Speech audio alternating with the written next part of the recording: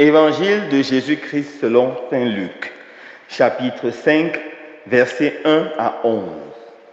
En ce temps-là, la foule se pressait autour de Jésus pour écouter la parole de Dieu. Tandis qu'il se tenait au bord du lac de Génézareth, il vit deux barques qui se trouvaient au bord du lac. Les pêcheurs en étaient descendus et lavaient leurs filets. Jésus monta dans une des barques qui appartenait à Simon et lui demanda de s'écarter un peu du rivage. Puis il s'assit et de la barque il enseignait les foules.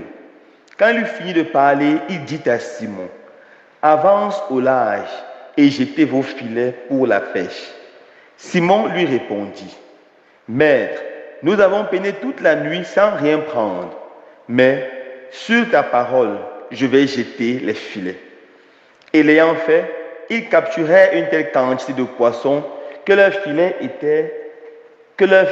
allait se déchirer. Ils firent signe à leurs compagnons de l'autre barque de venir les aider. Ceux-ci vinrent et remplirent les deux barques à tel point qu'elles enfonçaient. À cette vue, Simon-Pierre tomba aux genoux de Jésus en disant: « Éloigne-toi de moi, Seigneur, car je suis un homme pécheur. » En effet, un grand effroi l'avait saisi, lui et tous ceux qui étaient avec lui, devant la quantité de poissons qu'ils avaient pêchés, et de même Jacques et Jean, fils de Zébédée, les associés de Simon. Jésus dit à Simon: « Sois sans crainte, désormais ce sont les hommes que tu prendras. » Alors, ils ramenèrent les barques au rivage et laissant tout, ils le suivirent. Acclamons la parole de Dieu. Louange à toi, Seigneur Jésus.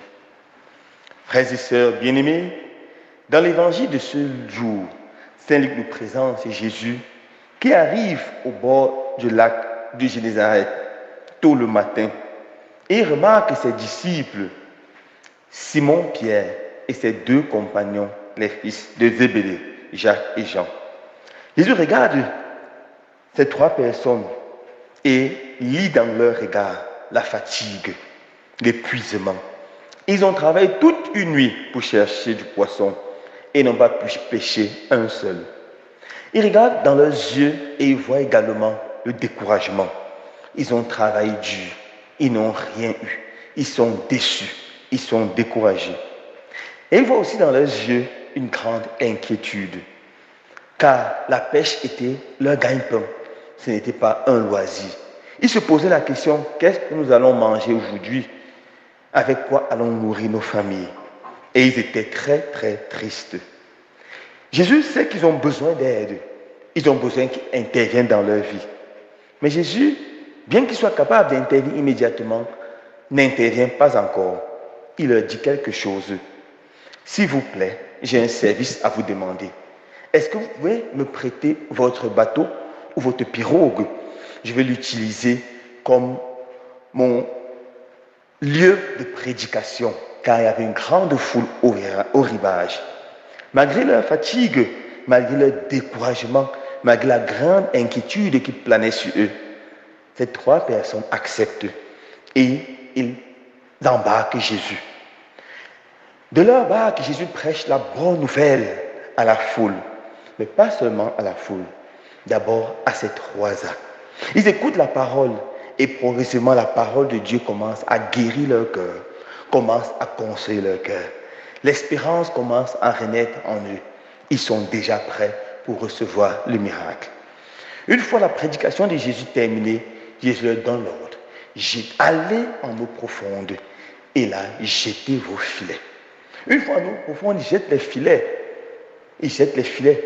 Pas parce qu'ils ont courage, pas parce qu'ils savent qu'ils vont prendre du poisson, mais parce qu'ils ont confiance à Jésus. La parole, la simple parole qu'il a prononcée les a déjà transformés. Ils ont confiance car ils savent que Jésus peut faire quelque chose de merveilleux, de spectaculaire, quelque chose de grand et de beau dans leur vie. Ils ont confiance que cette parole est efficace. Et après avoir jeté le filet, ils ont une telle quantité de poissons qui sont émerveillés. Nos amis sont émerveillés. Ça, c'est Jésus. Jésus intervient avec force et puissance. et crée l'émerveillement, le stupèse et surtout la joie. Oui, mes frères et sœurs bien-aimés, notre Seigneur Jésus est là et dans la vie de chacun, nous faisons face à la fatigue. Peut-être à cause de notre travail, peut-être à cause de notre vie, peut-être à cause de notre péché. Souvent, à côté de la fatigue, il y a le découragement, peut-être à cause d'une multitude d'échecs qui nous ont fait perdre le goût de la vie, le goût de l'espérance. Certains sont inquiets par rapport à l'avenir. Qu'est-ce que demain me réserve? Je suis toujours sans travail. Je n'ai pas de femme, pas de mari. Je n'ai pas d'enfant. Je n'ai pas de travail. Oh, qu'est-ce que demain? Comment demain sera? Qu'est-ce que demain me réserve? Comment guérir de cela? Premièrement, laissez-vous toucher, fasciné par la parole de Dieu. C'est le premier médicament.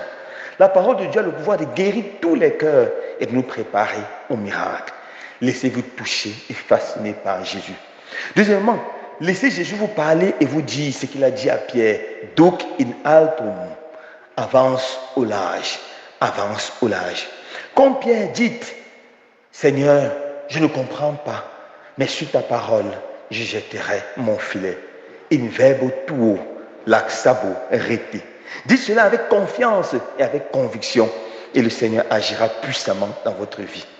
Je vous assure, mes frères et sœurs bien-aimés, lorsque Jésus agit, il agit puissamment. Tellement de poissons ont été pêchés que les 2 barques ont failli s'enfoncer. N'oubliez pas les noces de Cana, lorsque le vin a manqué. Jésus a transformé tellement d'eau en vin, le vin a failli rester. N'oubliez pas, lorsque les gens avaient faim dans le désert, Jésus a multiplié 5 pains et 2 poissons. On a tellement mangé et il y a du reste. Quand le Seigneur agit puissamment dans notre vie, il y a toujours du reste. Le secret, nous laisser transformer par sa parole. Nous laisser transformer par sa parole. Nous laisser conforter par sa parole. Je conclue en vous racontant cette scène de la vie du président américain Abraham Lincoln. C'est l'un des plus grands présidents que les États-Unis aient connu. C'est le grand président qui a lutté avec beaucoup de courage pour la libération ou pour l'abolition de l'esclavage aux USA. Et il a fait face à beaucoup de problèmes, de difficultés graves, spécialement la guerre civile qui a déchiré son pays. Alors, découragé, il s'est tourné vers le Seigneur et il a commencé à méditer la Bible, méditer la parole de Dieu. Un jour, son découragement avait atteint son paroxysme. Alors, il a pris sa Bible et il l'a ouverte. Il est tombé sur le psaume 34, verset 5, où il est écrit: je cherche le Seigneur, il me répond, et de toutes mes frayeurs me délivre. Je cherche le Seigneur, il me répond, et de toutes mes frayeurs, il me délivre. Ces phrases l'ont tellement touché, il a répété toute la journée et toute la nuit.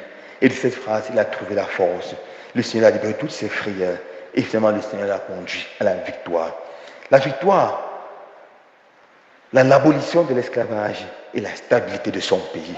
Voilà un grand président qui a compris que le secret du succès se trouve dans la parole de Dieu. Mon frère, ma soeur, as-tu une Bible? Ouvre-la et lis. Le Seigneur te bénira. Il te bénira puissamment. Le Seigneur te donnera de faire une pêche miraculeuse. Que le découragement disparaisse de ta vie. Que la fatigue n'existe plus en toi et que l'inquiétude s'évanouisse définitivement. Loué soit Jésus-Christ.